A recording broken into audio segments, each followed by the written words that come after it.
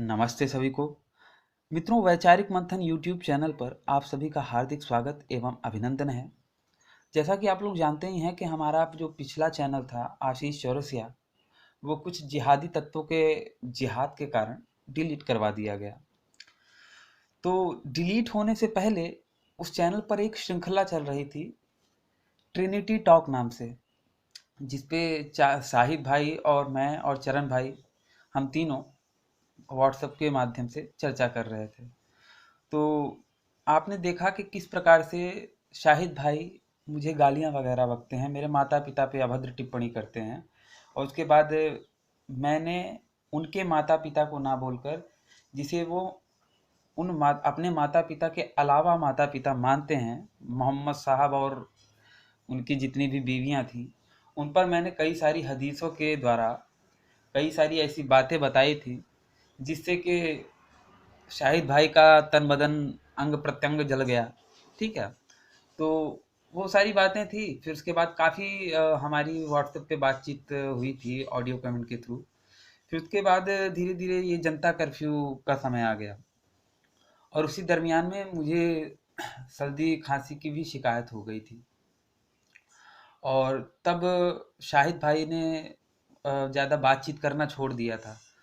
तो चरण भाई ने मध्यस्थता करा के कहा कि नहीं भैया, एक बार फुल एंड फाइनल बातचीत कर लो, क्योंकि ये टाइम पे हम भी खाली हैं, तो शाहिद भाई को भी ये नहीं कहेंगे कि भैया हमारे पास समय नहीं है या फिर ये नहीं है।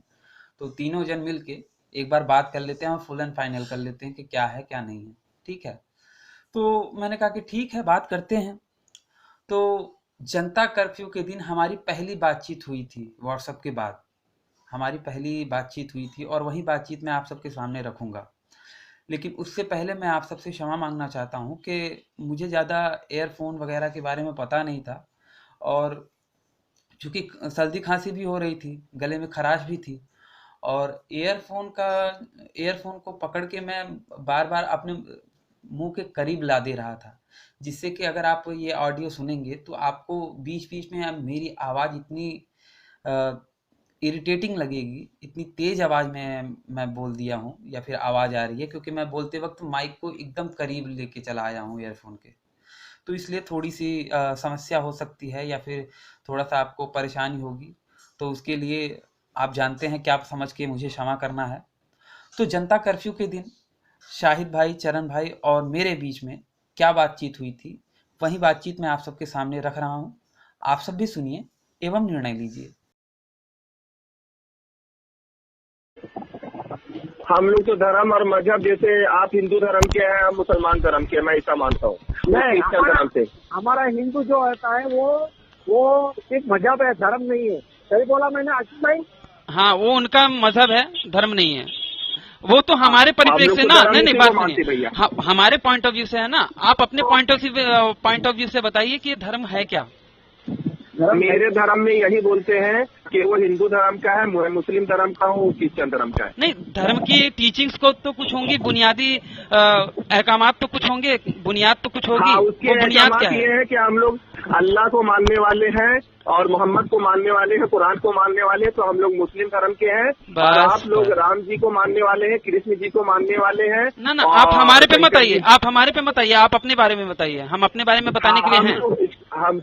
हम लोग इसको मानने वाले हैं, उसको धर्म बोलते हैं, और वो ईसा सलाम को मानते हैं।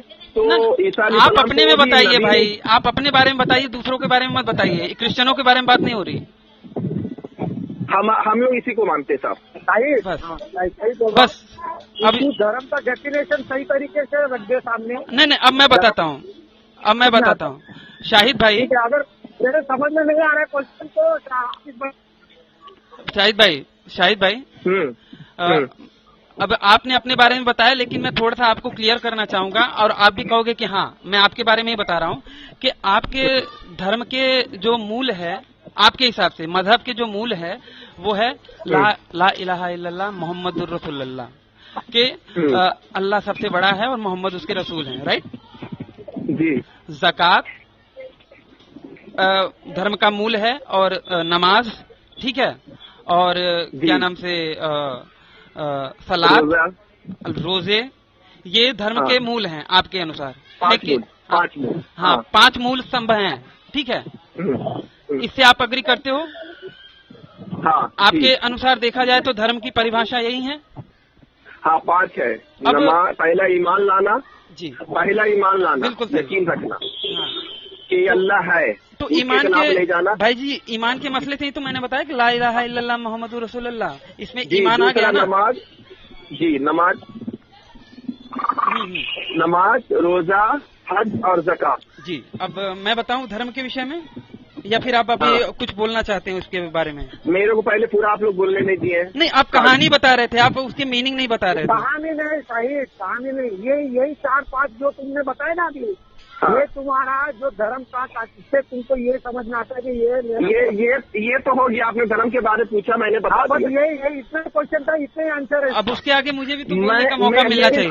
आप मेरी बात सुनिए मेरी बात, फिर या तो आप ही लोग बोल लीजिए, मैं कुछ नहीं बोलूंगा। लेकिन मैंने पहले ही बोला था कि मैं बोलूंगा तो आप लोग नहीं बीच में बोलेंगे। चलिए, अच्छा चरण भाई बोलने दीजिए। 15 मिनट तो दिया जाए। शाहिद भाई 15 मिनट नहीं मिलेगा, 5 मिनट मिलेगा, ठीक है, बोलिए आप। अच्छा चलो 5 मिनट, ठीक है। चरण भाई बोलो। चरण भाई आप टाइम देखते रहिएगा। 12:24 हो रहा है, ठीक है जी। हाँ, तो वो तो सिर्फ बेचारा अल्लाह का पैगाम, मतलब एक मानने वाला का पैगाम लेकर आए। तो वो तो कोई नेक नहीं मांग रहा था, किसी से कोई पैसा तो नहीं मांग रहा था वो, ठीक है। आगे खाली सुनते जाइएगा। उनके सारे दुश्मन बने, लेकिन उसके बावजूद भी उसको कोई नहीं मार पाए। और इस तरीका से वो एक ही बनाने वाले को परचम को लेके चलते गया, पूरा स्पेन फैला दिया, पूरा ईरान फैला दिया, इराक फैला दिया, यहाँ तक कि हमारे हिंदुस्तान में भी आ गए। पहला चीज ये हो गया। दूसरा चीज मैं प्रूव करता हूँ कि जन्नत है। कैसे है सो मैं बताता हूँ। उनसे पूछे एक मतलब भाई आप दूसरे विषय पे आ रहे हैं, अभी जन्नत का विषय शुरू नहीं हुआ है। मेरे को ये 5 मिनट में सारा बात खत्म करने दीजिए, फिर जो बोलना है आपको बोलिए। देखिए, ये गड़बड़ बात होती है ना, जिस विषय पे बात होने वाली है उसी विषय पे टिकिए। एक मिनट शाहिद, मेरी बात सुन, मैं क्या बोल रहा हूँ। हमारा क्वेश्चन जो था इसका ही जवाब तेरे को 5 मिनट में देना था। क्या क्वेश्चन बोलिए? मैं क्वेश्चन यही है ना, जो तुम लोगों ने अभी आशीष भाई ने भी बताया ना, और तुमने भी तुम्हारा धर्म का डेफिनेशन, तुम्हारे जो 5 तुमने बताया, एक तो जमात, एक तो नमाज, एक तो ज़कात, और एक तो जो कुछ रोजा। हज और रोजा जी। हाँ, हज और रोजा, ये तुम्हारे धर्म का मेन डेफिनेशन है।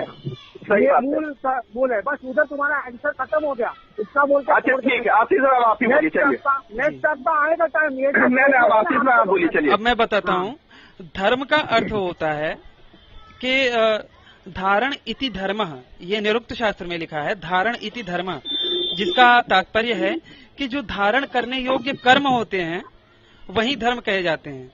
अब यहाँ पे मैं बताना चाहूंगा, जैसे कि हमारे सामने भाई आप हो, तो आपका जो मूल मान्यता है कि भैया ला इलाहा इल्लल्लाह मुहम्मदुर रसूलुल्लाह, कि आपके लिए धर्म यही है। अब मैं कहता हूँ कि अटक से लेके कटक तक, एक छोर से लेके दुनिया के दूसरे छोर तक कोई भी प्राणी होगा, तो उसे अगर कहेंगे कि भैया हमारा मजहब है ला इलाहा इल्लल्लाह मुहम्मदुर रसूलुल्लाह, ये मानो, तो वो नहीं मानेगा, वो मानने के लिए बाध्य नहीं है। परंतु जैसा कि हमने कहा, धर्म का अर्थ होता है धारण करने योग्य अच्छे कर्म। अब धारण करने योग्य अच्छे कर्म क्या हैं? चोरी करना धारण करने योग्य है नहीं, ना चोरी करना ही धारण करने योग्य है, झूठ बोलना धारण करने योग्य नहीं है, सच बोलना ही धारण करने योग्य है। तो इसी के आधार पे हमारे शास्त्रों में बोला गया है, धृति क्षमा दमोस्तेयम शौचम इंद्रिय निग्रह धीर विद्या सत्यम क्रोधो दशकम धर्म लक्षणम। ये धर्म के 10 लक्षण बताए गए हैं जो कि अच्छे कर्मों की बात कहते हैं।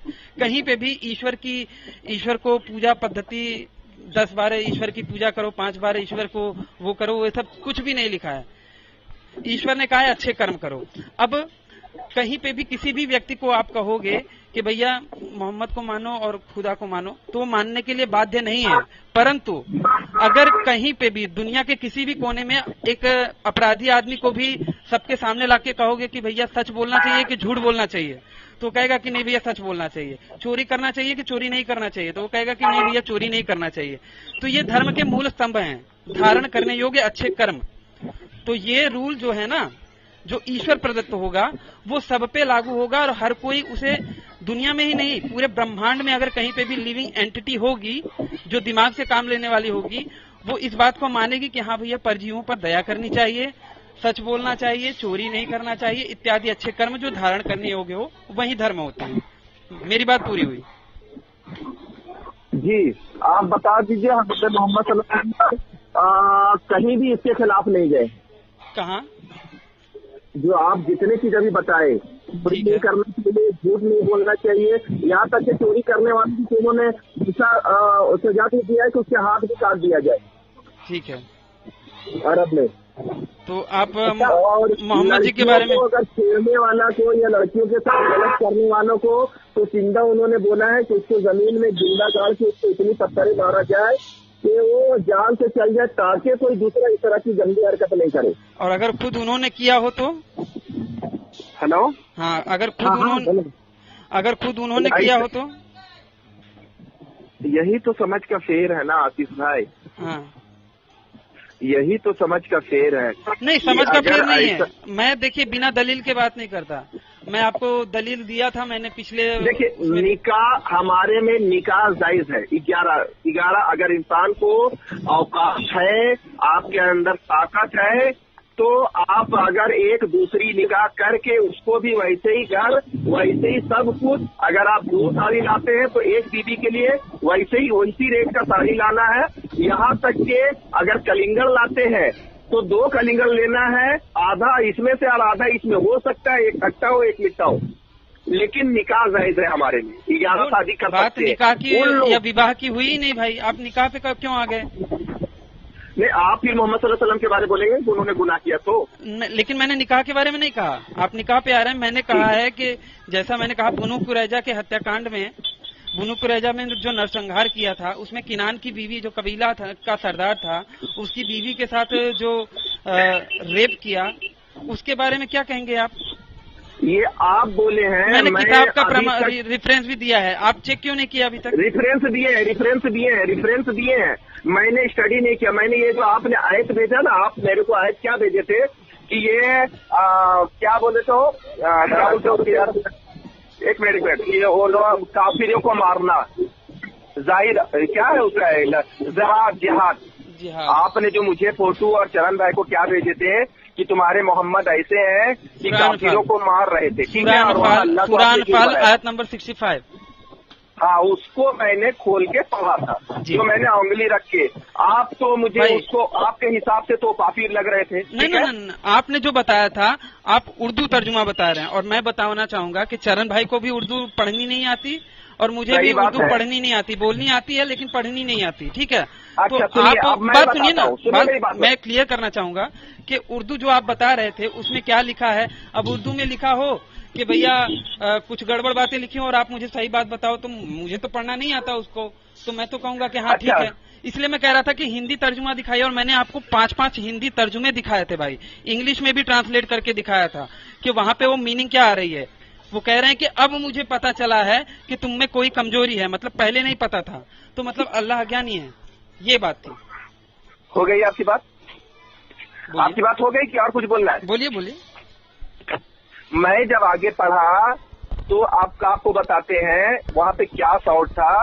ये सूरा जो है ना मक्की है, मतलब कहाँ पे उतरा ये सूरा, वो पूरा उसका तस्रीह बोलते हैं कि ये सूरा कब उतरा और क्यों उतरा और भगवान ने इसको क्यों उतारा।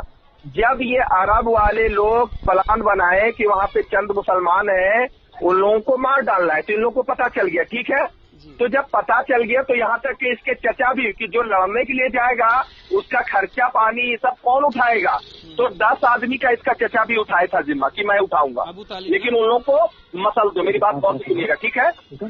तो उधर से हुक्म आया अल्लाह की तरफ से। हेलो, हाँ बोल। सुन रहे हैं कि नहीं? मैं सुन रहा हूँ। हाँ सुन रहे, बोल। तो अल्लाह के तरफ से हुक्म आया कि भाई तुम लोग मेरे पर सबर, देखिए सबर का वर्ड है, मेरे ऊपर यकीन करो और सबर करो, और तुम लोग अगर 100 लोग एक रहोगे ना तो 20 में भारी हो। सुनिए मेरी बात, गौर से सुनिएगा, कोई डिस्टर्ब नहीं करेगा।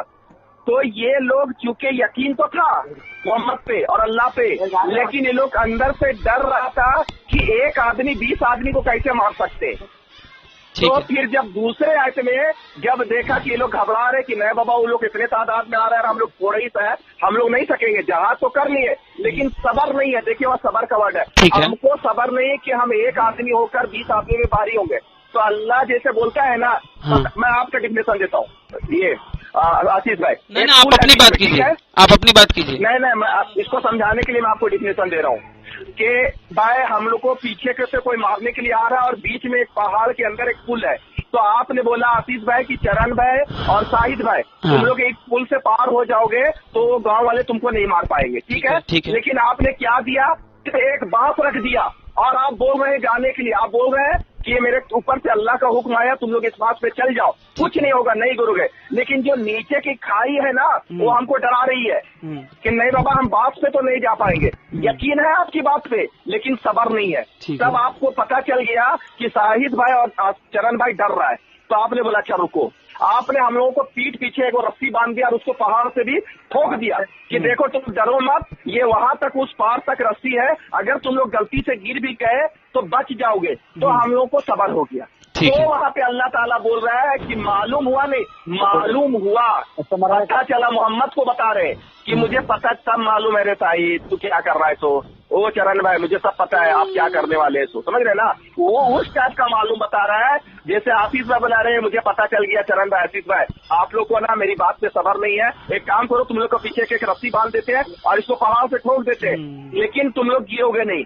वो बोल रहा है कि अब मुझे मालूम हुआ, मतलब मोहम्मद को बता रहे, बताएगा नहीं तो पता कैसे चलेगा। ये बात नहीं अपने ही तक अगर एक मिनट मान्यवर श्रीमान जी मेरी बात पूरी खत्म नहीं हुई। अच्छा। तो उसके बदले में बोला कि ठीक है तुम लोग 1-20 पे नहीं भारी हो ना, मुझे पता चल गया है क्योंकि तुम लोग तो मेरी बात को पे यकीन नहीं रखे, यकीन है सबर नहीं है। तो ऐसा करो 100 आदमी 200 पे भारी है और उसके बाद वो जंग हुई, वो जंग जीता और जंग जीतने के बाद आगे का मिसरा आपको मैं पढ़ के दिखाऊंगा और प्रमाण दूंगा आपको हिंदी में, उन लोगों को कैद करके और माफ भी कर दिया। जबकि उस दौर में ऐसा होता था कि जब कोई दूसरे कबीला या दूसरे देश पर जीत जाता था तो वहाँ के बीवियों को रेप कर देता था, मार देता था।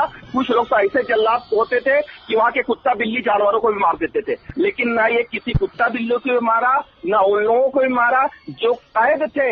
उसको उमर रज़ी अल्लाह ताला बोले कि मोहम्मद सल्लल्लाहु अलैहि वसल्लम आप मुझे हुक्म दीजिए, इन लोग हमको मारने के लिए आए थे, इन लोगों का गर्दन ही उड़ा देता हूँ। मोहम्मद सल्लल्लाहु अलैहि वसल्लम बोले इन लोग को माफ कर दो, अभी ये लोग नासमझ है, हो सकता है आगे चल के ये लोग ईमान ले आए और मुसलमान बन जाए। वो देखिए लास्ट वाला वर्ड मैं अभी आपको दिखाऊंगा, नासमझ भी लिखा है। अल्लाह ने बोला कि वो लोग अभी नासमझ है, हो सकता है बाद में आ जाए। तो ठीक है, बुनियाद पर लोगों को माफ कर दिया। ठीक है, ठीक है। अब मैं बोलूं,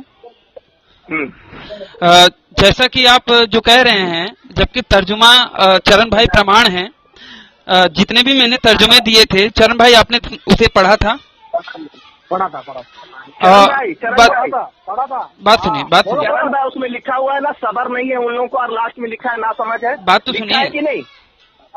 अच्छा वो ना बात सुनिए, मेरी पूरी बात सुनिए, मैं जो कह रहा हूँ मेरी पूरी बात सुनिए। उन सभी तर्जुमों में ये बात आपको एक जैसी मिलेगी कि वहां पे कहा गया है कि अब हमें तुम्हारी कमजोरी के बारे में पता चला है, या फिर अब हमें पता चला है, बात सुनिए, अब हमें पता चला है कि तुम में कुछ कमजोरी है। ऐसा भी है, कहीं पे ऐसा है और कहीं पे ऐसा है। हमें यहाँ पे किसके, हमारा उर्दू में साफ लिखा हुआ मालूम हुआ, मोहम्मद को बता रहे। अच्छा अल्लाह को पता चल गया है तो जब तक वो मोहम्मद को नहीं बताएंगे तो फिर दुनिया में वो पैगाम कैसे आएगा, अल्लाह ही तक रह जाएगा वो।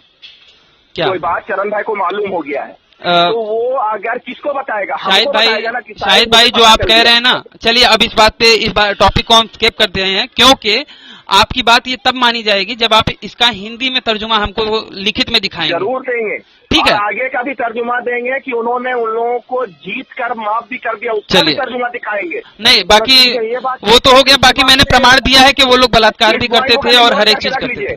चरण भाई और आशीष भाई इस पॉइंट को नोट कर दीजिए। आपने सेटिस्फाई जवाब नहीं दिया। नहीं, मैं जरूर आपको इसका हिंदी में और प्रमाण दूंगा और ये भी प्रमाण दूंगा कि पहले आक्रमण वो लोग करने आए थे ऐसा प्लान बना के, और ये भी प्रमाण दूंगा तस्रीर में कि इसके चचा ने 10 आदमी का खर्चा भी उठाया था। ये सारा प्रमाण ठीक है, ये आपको 2 दिन का वक्त दिया जाता है। ठीक है, बाद में आप इसका नहीं 2 दिन नहीं, 2 दिन भी हो सकता है, 4 दिन भी हो सकता है, लेकिन चलिए 4 दिन मानेंगे, 4 दिन के बाद देना पड़ेगा 5वें दिन। ठीक है। जैसे आपने उस दिन मुझे आपको भेजे हुए कितना दिन हुआ था, 1 हफ्ता, और 1 हफ्ता के बाद मैंने कुरान खोल के आपको जवाब दिया। ठीक है चलिए, लेकिन दूंगा, लेकिन वो भी गड़बड़ दिया था ना आपने, सही दिया नहीं था। अच्छा ठीक है ना भैया, मैं दूंगा चलिए, आपको। अच्छा अब चरण भाई, आप मेरी एक सवाल, जन्नत और जहन्नुम की बात करते हैं। मेरी एक सवाल का जवाब, जब ये अभी साईं बाबा तो क्या लेकर आया था, सबका मालिक एक बेकार था। नहीं, साईं बाबा बेकार था, मैं नहीं मानता। पाखंडी था, मैं नहीं मानता। क्या बात करते, साईं बाबा पाखंडी? 100%। जो बंदा साईं सच्चरित्र देखा है, आपने पढ़ा है साईं सच्चरित्र जो शिरडी में मिलता है, उसमें बताया गया है कि वो मुर्गे का बिरयानी बनाता था और औरतों को गाली वगैरह देता था और लोग उसे आशीर्वाद समझते थे। इस प्रकार की नीच हरकत वाले व्यक्ति को मैं क्यों मानने लगा? नहीं आशीष भाई, नहीं। अब भाई साईं सच्चरित्र से मैं आपको बता रहा हूँ, शिरडी में जाकर आया हूँ, तो वही तो कह रहा हूँ। मैंने खुद वहाँ पे जिंदा करिश्मा देखा। क्या जिंदा करिश्मा देखा आपने, बताइए? क्या हो गया था, मैं तो साईं बाबा को मतलब उतना नहीं मानता था। मेरे एक दोस्त है, लिबर्टी कंपनी में काम करता था, लंबी चौड़ी डिस्प्लेनेशन है। मैं उसको बोला था तुम अंदर जाकर 10 मिनट के अंदर आ जाना, ठीक है। मेरे को कहीं ऑर्डर लेना था हमको, वहीं पे एक कहानी आगे तो नहीं, सुनिए, जाने दीजिए, करिश्मा नहीं। लेकिन आप जो बोलते, अच्छा ठीक है चलो, साईं बाबा गलत थे, लेकिन पैगाम तो ये, चलो मैं उसमें भी नहीं जाता हूँ। साईं बाबा आपके हिसाब से गलत है, मेरे हिसाब से सही है, ठीक है। चरण भाई, साईं बाबा आपके हिसाब से? नहीं, मैं क्या बोल रहा हूँ, तू जो पूरा बोल रहा था ना अभी, उसको पूरा कंप्लीट करना। क्या हुआ जब तू बाहर खड़ा था, तो आगे अंदर गया तो क्या हुआ? अरे भैया, हम लोग को ना फोन आया था दिल्ली से, एक आदमी दिल्ली चला गया था, एक तो वही नासिक का बाजू का बहुत बड़ा पैसा वाला आदमी, और डायरेक्ट दिल्ली लिबर्टी कंपनी में बोला था हमको कम से कम 10 लाख का माल लेना है, तो मुझे चाहिए। तो वैसे ही मैं बम्बई की लिबर्टी कंपनी में काम कर रहा था, हम लोग नासिक होते हुए आ रहे थे, और हम लोग वही, वो बोला, मेरा दोस्त जो हिंदू था, वो बोला हम लोग शिरडी घूम के आएंगे शायद भैया, तो आ गए तो घूम लेंगे। तो मैं बोला देख, उधर से फोन आ गया बॉस का कि तुम लोग उस पार्टी से जाके मिलो। उसका अंगूर का बहुत बड़ा फैक्ट्री था, चप्पल का बहुत बड़ा शोरूम खोला था, तो 9 बजे के अंदर मिलना था और 8 बजे फोन आ गया। तो शिरडी से वो 1 ही घंटा का रास्ता था, ठीक है। तो मैं उसको बोला था कि मैं 10 मिनट में जाके आता हूँ अंदर, और तुम भी 10 मिनट के अंदर में जाकर आ जाना। मैं तो जाकर जल्दी से आ गया, मेरा मोबाइल सब बाहर ही रख लेते, ठीक है। आप मेन पॉइंट पे आइए ना भाई, मेन पॉइंट पे आइए ना आप, यहाँ बहुत मैं पूछ रहे ना भैया। हाँ, लेकिन आप मेन पॉइंट पे आइए ना। हाँ, तो मैं जाकर आ गया, और वो कम वक्त का किया जो गया, तो लाइन पे खड़ा हो गया और बजा दिया 10 साढ़े 10। मेरे को तो अब मैं बार बार अंदर घुस रहा हूँ, लेकिन मोबाइल तो उसका बाहर है। मेरे को इतना गुस्सा है, जैसे ही वो बाहर निकला मैं उसका कॉलर पकड़ लिया, क्योंकि मैं हेड मैनेजर था ना, मैंने उसको कॉलर पकड़ लिया और बोला कमीना, तेरे वजह से अगर मेरी नौकरी जाएगी तो मैं तेरे को छोड़ूंगा नहीं, ठीक है। तेरे को जब मैं बोला था 10 मिनट में आने के लिए, तुम 2.5 घंटा में क्यों आया? उसके बाद 10:30 बज गया, तो मैं अफसोस ही कर रहा था, तो वही आदमी का फोन आया मुझे जो मेरे को 10 लाख का ऑर्डर देने वाला था, कि अभी तक आप लोग कहाँ आए, नहीं आए? तो मैं बोला सर बस मैं गाड़ी थोड़ा सी ऐसी हो गई थी, हम लोग आ रहे। वो आदमी मेरे लिए 11:30 बजे तक दुकान खोला, मेरे को ऑर्डर दिया 10 लाख का, 2 लाख का चेक दिया, और अपनी गाड़ी से मेरे को बम्बई का गाड़ी भेजा दिया। तो मैं हैरान हो गया कि यार ये चमत्कार हो गया। कैसे? अब मैं आपको कहता हूँ, अगर आप सही से काम ना करते रहे होते, ठीक है, आपकी क्वालिटी, जूतों की क्वालिटी ना अच्छी होती, आपकी डीलिंग अच्छी ना रही होती, और फिर भी वो बंदा आपके लिए रुकता क्या? ये आपकी योग्यता थी। सुनिए, आप अपनी योग्यता को कम आंक रहे हैं। ये आपकी व्यावसायिक योग्यता थी, जिसके आधार पे वो 1 घंटे तक, 1.5 घंटे तक आपके लिए वो इंतजार किया। अब आप उसे साईं बाबा से जोड़ के देख रहे हैं, ठीक है। आप अपनी योग्यता को नहीं देख रहे हैं। बात सुनिए, अब मैं बताता हूँ। साईं बाबा को बोला जाता है कि वो भाई हिंदू, मुस्लिम, सिख, ईसाई सभी धर्मों को मानने, सभी को, मतलब वर्तमान में जो कहा जाता है कि वो सभी के एक बराबर देखते थे, ठीक है। अब मैं कहता हूं उनका दोगलापन, ठीक है, मेरी बात सुनिएगा। वो बंदा जब भी बोलता था, क्या बोलता था? सबका मालिक एक, अल्लाह मालिक, ये भी कहता था अल्लाह मालिक। आप फिल्म भी देखेंगे तो उसमें भी सबका मालिक एक बोला है, या तो फिर बोला है अल्लाह मालिक। कभी बोला कि ईश्वर मालिक, कभी बोला ओम मालिक, बोला क्या? कभी बोला गॉड मालिक? जब भी बोला यही बोला अल्लाह मालिक, ठीक है।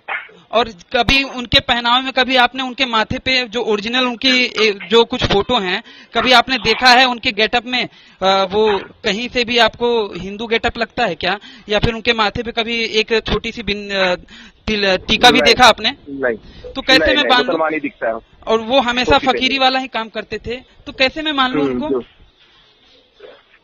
अच्छा, टॉपिक चेंज। अच्छा, अब जन्नत और आफ्टर डेथ पे बात करते हैं। हाँ, जन्नत रसूल सल्लल्लाहु अलैहि वसल्लम ने पूछा, सुनिए, उनसे पूछे सहाबा कराम लोग कि हम लोग को मतलब यकीन दिलाइए कि जन्नत कैसे मिलेगा। जैसे आप लोग कैसे पूछते हैं बाबा जी का टुल्लू, तो उन लोग को मतलब ऐसा मन में शंका था कि कैसे।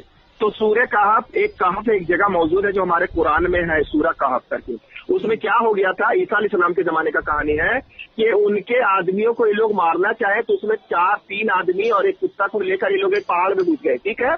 और वहां जब अंदर घुसे गारे हीरा में कयानुस करके बादशाह था, जब देखा उसके अंदर ये लोग घुस गए तो एक आदमी को भेजा इन लोग को मारने के लिए, लेकिन वो एक आवाज आई खतरनाक, तो ये कहा कि ऊपर से उसको सील पैक कर दिया। क्या कर दिया? सील पैक, कि वो लोग अंदर के अंदर ही मर जाए। तो वो लोग डर से चुके गए हुए थे कयानुस बादशाह के डर से, तो वो लोग अंदर गए तो उनको अल्लाह ने 300 साल के बाद उठाया। कितने साल के बाद? 300 साल बाद। जब ये लोग नींद खुले तो वो लोग बोले कि हम लोग को ज्यादा, ये मैं प्रमाण दूंगा कुरान से। हाँ, मुझे पता है। हाँ, आप बोलिए बोलिए। तो ये बाहर जब गए तो बोला रुको मैं खाने पीने का कुछ सामान लेके आता हूँ। और उस वक्त वहाँ का बादशाह भी ये सोच रहा था कि अल्लाह मरने के बाद जन्नत कैसे मिलेगा और मैं इन लोगों को यकीन कैसे दिलाऊं। वो बादशाह भी नेक था, अल्लाह पे यकीन रखने वाला था, लेकिन जो सवाल उठते थे ना कि बाबा जी के टुल्लू, बाबा जी के टुल्लू, तो उसको भी थोड़ा थोड़ा कभी कंफ्यूज हो जाता था कि यार सच में जन्नत नहीं है क्या। तो वो ये अल्लाह से दुआ किया था कि कुछ ऐसा प्रूफ तो दे जिससे मैं लोगों को यकीन दिलाऊं कि हाँ मरने के बाद जिंदा होने का पक्का यकीन है और जन्नत है। तो वो 300 साल के बाद जब निकला, निकलने के बाद इसके पास कुछ पॉकेट में पैसा था, तो बोला मैं नान और पाव, नान लिखा है क्योंकि नान उधर ज्यादा चलता था, बोला मैं नान और कुछ खाने वाला सामान लेकर आता हूँ। जब ये दुकान में गया तो इसके होटल के मालिक ने इसको पकड़ लिया, बोला तू कोई द्रोही मालूम होता है, ये पैसा तो आज से 300 साल पहले चलती थी और एक उस वक्त एक बहुत बड़ा जालिम बादशाह था। तो ये बात उसके वहाँ के बादशाह को बताया गया और बादशाह उसके सामने खड़ा किया और उसको पूछा गया कि तू सच सच बता क्या बात है। तो बोला साहब हम कुछ नहीं जानते, हम लोग इस पहाड़ के नीचे सोए हुए थे और हम लोग को लगा थोड़ा सा साल। बोला ये 300 साल तुम सो गया और ऐसे ही जिंदा, न कपड़े गंदा न जिस्म में कुछ खराश आई। तो वो अल्लाह है, इन्नल्लाह अला कुल्ली शैइन कदीर, वो कुछ भी कर सकता है और वो चीज हमारे कुरान से मैं आपको प्रमाण दूंगा। आप इसके बारे क्या बोलते हैं? मैं आपको करेक्ट करना, ठीक है। तो जब वो 500-300 साल के बाद लोगों को उठाकर वैसा जिंदा कर सकते हैं तो वो ये बता रहे कि मैं कुछ भी कर सकता हूँ, अभी इस दुनिया को मैं जन्नत बना सकता हूँ, कुछ भी कर सकते हैं, पहाड़ को तोड़ के ऊपर जन्नत बना सकता हूँ। मतलब आपने ही बोला था ना, इन्नमा अमरु इज़ा अरादा शैअन यक़ूल लहु कुन फयकून। मेरा तो बस ये है कि मैं जब किसी चीज को बोल देता हूँ कि चरण सिंह सोना का बन जाए तो चरण सिंह सोना का बन गया, उसके लिए मुझे कुछ साइंस की जरूरत नहीं है। हाँ, तब फिर यहाँ पे क्यों बोला, वहाँ पे इसने सूरह यूनुस में शायद बोला गया है कि अल्लाह को कोई बच्चा क्यों कर हो सकता है जबकि उसकी कोई औरत ही नहीं है। तो वहाँ पे औरत की जरूरत क्यों पड़ी, फिर डायरेक्ट बच्चा पैदा कर देते ना जब किसी चीज की जरूरत ही नहीं है। ये क्या है जानते हैं, ये क्या है आशीष भाई, ये तो मैं अभी डिटेल देखूंगा तो मैं बता दूंगा। मैंने आपको प्रमाण दिया था, आप मैंने आपको प्रमाण भी दिया था इसका व्हाट्सएप पे। मैं प्रमाण दिए, फोटो लिख कर नहीं भेजे आप, जैसे इसका भेजिए वैसा नहीं भेजे, नहीं तो मैं बता दूंगा क्या। मैं उसका भी मैं बाकी जितनों का मैंने फोटो भेजा है आपने बताया है कोई? आपने बताइए। चलिए अच्छा उसको छोड़िए, अच्छा उसको छोड़ दीजिए। ये बताइए ना, अभी मैं आप बताता हूँ कि जैसा कि हम लोग कहते हैं कि आफ्टर डेथ मतलब मरने के बाद पुनर्जन्म होता है। अब मैं बताता हूँ कि पुनर्जन्म की बात वेदों में भी लिखी है और यहाँ तक कि सबसे मिलावटी घनघोर मिलावटी जो हैं पुराण, उनमें भी पुनर्जन्म की बात आती है। ठीक है, अब वो तो ठीक है, आप कहोगे कि भैया ये तो आपकी किताबों में लिखा है, कैसे मान लें। ठीक है, तो उसके लिए मैं बताऊंगा कि आज के वर्तमान समय में भी पुनर्जन्म के कई सारे केसेस आते रहते हैं, देश में ही नहीं, भारत में ही नहीं, विदेशों में भी आते रहते हैं। अगर आप कहेंगे तो मैं बाकायदा आपको उसका डेट बाय डेट और प्रमाण भी दे सकता हूं कहां पे है क्या है। और कई सारी यूनिवर्सिटीज ने उस पे रिसर्च भी की है और उसे सही पाया है। ठीक है, उसको वो लोग मानते हैं रीबर्थ की जो थियरी है। लेकिन मैं कहता हूं आपके हिसाब से, जैसा कि आप कह रहे हो जन्नत और जहन्नुम, तो इसका कोई एक प्रमाण मिलता है कि कोई भाई आज के टाइम पे कोई बंदा बोलता हो कि हाँ भाई मैं जन्नत और जहन्नुम देख के आया हूँ? कोई नहीं मिलता। लेकिन अरे भाई आज के टाइम पे मैं बोल रहा हूँ ना, मोहम्मद पता नहीं वो गए थे कि नहीं, क्या उनकी चाचा की बेटी थी, उनके यहाँ पे गए थे। मैंने आपको हदीस से बताया भी था। ठीक है, पहले उस हदीस को गड़बड़ कीजिए, क्योंकि उसी हदीस के बाद से वो कहानी शुरू हुई कि भैया वो तो जन्नत में गए थे, जबकि वो गए थे उम्मे हानी के यहाँ पे। तो अभी मेरी बात सुनिए, मैंने अभी अपनी पूरी बात नहीं करी है। मैं ज्यादा लंबी बात नहीं करता, घुमा फिरा के नहीं, मैं सीधी सीधी बात करता हूँ। तो जैसे कि ब्राजीलियन यूनिवर्सिटी ऑफ साइकोबायोलॉजिकल रिसर्च के अध्यक्ष हैं डॉक्टर हरनानी एंड्रोड। उन्होंने 100 से अधिक ऐसे छोटे बड़े केसेस का स्टडी किया है जो कि रीबर्थ के ऊपर थे, और उन्होंने पाया कि हाँ भैया रीबर्थ होती है। और उन्होंने अपने जो थीसिस बनाई उसमें उन्होंने ये क्लियर किया कि हाँ भैया रीबर्थ होता है। और ऐसे ही मैं कई सारे साइंटिस्ट का नाम बता सकता हूँ, शोधकर्ताओं का, जिन्होंने माना है कि रीबर्थ होती है। यहाँ तक कि भाई अरब कंट्रियों में, मुस्लिम लोगों में भी रीबर्थ के केसेस देखे गए हैं। ठीक है, आप बता दीजिए कि आज तक कोई ऐसा आया हो आज के जमाने में जो बोला हो कि भैया, झूठा ही सही बोल दिया हो कि हाँ भैया वो जन्नत और जहन्नुम वो देख के आया है। अच्छा, हो गया आपकी बात? हाँ बोलिए, आप हो गया कि नहीं? बोलिए। मैं आपसे दो सवाल पहले सबसे पूछना चाहता हूँ कि आप कुरान को तो बहुत अच्छा से स्टडी किए हैं। पहले मैंने जो बोला उसको तो बोलिए, फिर उसके बाद मैं आपके सवाल का जवाब दूंगा ना। पहले मैंने तो जो पूछा उसी का जवाब, आप जो पूछ रहे उसी का जवाब मैं देना चाह रहा हूँ कि आपने कुरान को तो स्टडी किया है, लेकिन आपने अभी तक जितनी बातें बताई है कुरान में से आप नफरत ही टपक रही है। आपने एक भी कुरान की अच्छी बात बताया कि उसमें एक अच्छी बात लिखा हुआ है? जो अच्छी बात लिखी है उसके विरोध में बुरी बात भी लिखी हुई है। अभी जैसे मैं इसमें बता रहा हूँ, कुंतुम खैरा उम्मा उखरिजत लिन्नास तामरूना बिल मारूफ व तनहूना अनिल मुनकर। तुम ही लोग अच्छे लोग हैं, मनुष्य को बोल रहा है अल्लाह ताला, क्योंकि तुम लोग अच्छाई का हुक्म देते हो और बुरे कामों से रोकते हो। तो बुरे कामों से मतलब जितना गंदा चीज, और अच्छे कामों से जितना अच्छा चीज, मतलब मनुष्य को फायदा पहुंचाना, मनुष्य को मदद करना, या और मनुष्य को ये गलत काम नहीं करना, या अच्छे काम से मदद करना। तो आपने कभी भी ये नहीं बताया कि आज शाहिद भाई आपका ये कुरान में ये बात बहुत अच्छी लिखी है। आपकी जितनी बातें हैं उसमें मतलब एक भी बात आपने ये नहीं दावा किया कि इसमें अच्छी बात भी लिखी है। सब खाली आपने नफरत वाली बात बताया। ऐसा क्यों?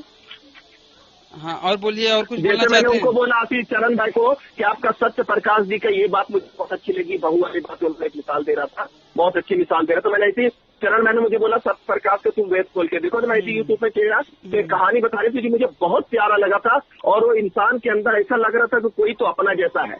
तो आपने कहीं भी एक जगह बता दीजिएगा मैंने कुरान पे यहाँ पे तारीफ किया। अब जैसे कि आपने कुरान की बात बताई ना कि अल्लाह ने क्या कहा इंसानों के लिए, कुंतुम खैरा उम्मा, मतलब तुम ही बेहतरीन लोग हो।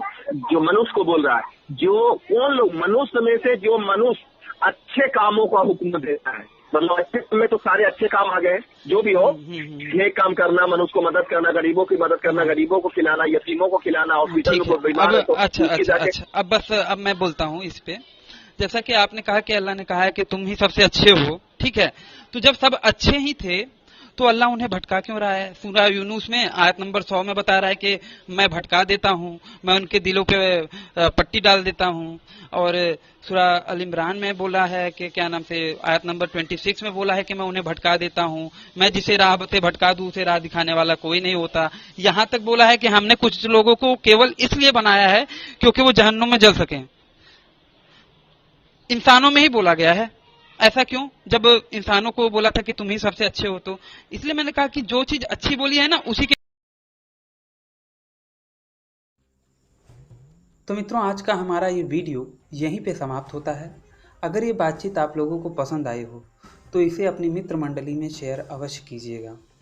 मित्रों, जैसा कि आप लोग जानते हैं कि हमारा पिछला चैनल आशीष चौरसिया कुछ जिहादी तत्वों के द्वारा डिलीट करवा दिया गया था, इसीलिए अपने इस नए चैनल वैचारिक मंथन को सब्सक्राइब अवश्य करें। इस वीडियो को अंत तक देखने के लिए आप सबका बहुत बहुत धन्यवाद। नमस्ते जी, जय श्री राम, जय माँ भारती।